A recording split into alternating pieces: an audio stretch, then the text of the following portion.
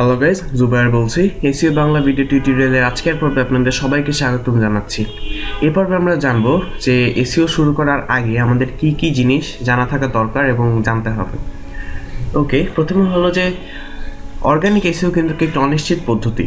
দুনিয়ার কেউ নাই যে আপনাকে একদম গ্যারান্টিতে বলতে পারবে যে অর্গানিক এসইও করলে আপনার ওয়েবসাইট র্যাঙ্ক করবে, গুগলের রেজাল্টে একদম টপে থাকবে।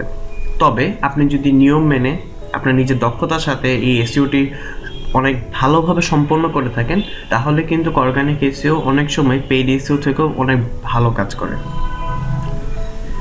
আরেকটি জিনিস হলো যে আপনি যখন এসইও করবেন, আপনার কিন্তু অনেক ধৈর্য দরকার, কারণ এসইওতে আপনার অনেক মোটামুটি অনেক কাজ করা লাগে এবং ধাপে ধাপে সব কাজ করা লাগে। যদি ভুল হয়েছে তাহলে কিন্তু সমস্যা হয়ে যায়।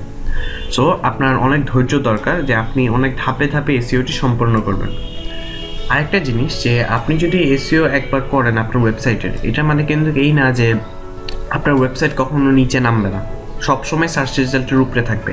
কারণ আপনি দেখেন, এসইও কিন্তু শুধু আপনি করছেন না, প্রতিনিয়ত প্রত্যেকটি ওয়েবসাইটের জন্য অনেক অনেক ভালো ভালো এসইও এক্সপার্ট এসইও করে যাচ্ছেন। তাদের উদ্দেশ্যটা কি? তারা সার্চ রেজাল্টের টপে আসতে চায়। এখন দেখুন, আপনি এসইও করে আপনি সার্চ রেজাল্টের টপে আসলেন, এখন অন্যরা যখন টপে আসতে যাবে তখন আপনাকে তো নামিয়ে দিতে হবে, কারণ আপনি যদি টপে থাকেন তাহলে তো ওরা টপে থাকতে পারবে না। সো ওরা টপে আসতে গেলে আপনি নেমে যাবেন।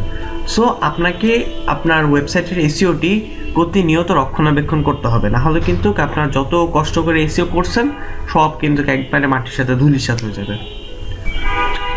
তারপর আরও কিছু জিনিস আপনাদেরকে জানিয়ে রাখা দরকার যে এসইও শুরু করার আগে আপনি আপনার ওয়েবসাইটের যে HTML কোড আছে বা আপনার ক্লায়েন্টের যে HTML কোড আছে, সেই কোড রিলেটেড যত সমস্যা সেগুলো দূর করে ফেলবেন।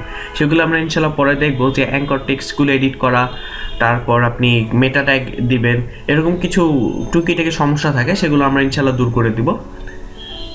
আর আপনি যখন এসইও করবেন, আপনার দৃঢ় ইচ্ছা থাকতে হবে যে না, আমি এসইও করব এবং এটি আমার ইনকামের একটি ওয়ে হবে।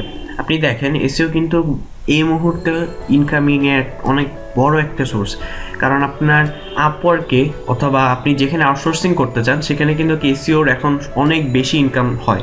কারণ যারা ভালো ওয়েবসাইট মেনটেন করে, যেসব কোম্পানি ভালো ওয়েবসাইট মেনটেন করে, তারা কিন্তু লক্ষ লক্ষ টাকা ব্যয় করছে শুধু তাদের এই ওয়েবসাইটের এসইওটি মেনটেন করার জন্য। আপনি যদি এসইওতে অনেক ভালো হয়ে যান, তখন কিন্তু আপনার কাজ খোঁজা লাগবে না, কাজ আপনার পিছে ঘোরা শুরু করবে। আপনি দেখেন যে আপনি অনলাইন জগতে আপনি যাই করেন না কেন, আপনাকে যদি সার্চ করে খুঁজে না পাওয়া যায় তাহলে কিন্তু কোনো লাভ নেই। আপনাকে প্রথমেই বুঝতে হবে যে একটা মানুষ কখন গুগলে সার্চ করে। যখন সে কিছু বুঝতে পারে না কিংবা তার কোনো কিছু দরকার হয়, তখনই কিন্তু সে গুগলে সার্চ করে। সো সেই সার্চটা করে সে যাকে প্রথম দিকেই পাবে সে কিন্তু তাকেই সিলেক্ট করবে। সে কিন্তু 10-12 পেজ ঘুরে ঘুরে গিয়ে আপনাকে সিলেক্ট করবে না।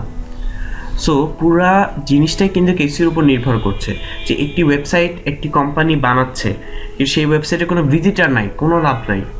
আপনার কোম্পানিরও কোনো লাভ নেই, ওয়েবসাইটেরও কোনো লাভ নেই, আপনারও লস, ওয়েবসাইটেরও লস।